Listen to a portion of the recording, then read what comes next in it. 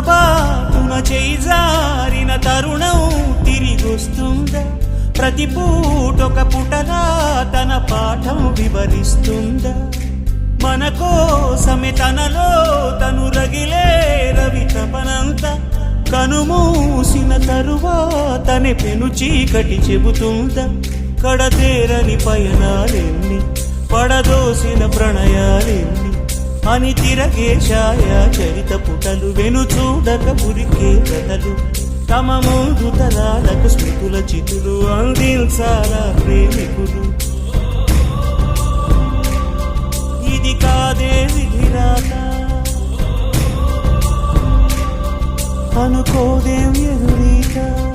10 నెలలు తనలో నిన్ను మోసిన అమ్మైనా అప్పుడో ఇప్పుడో తనని కలను అంటుందా?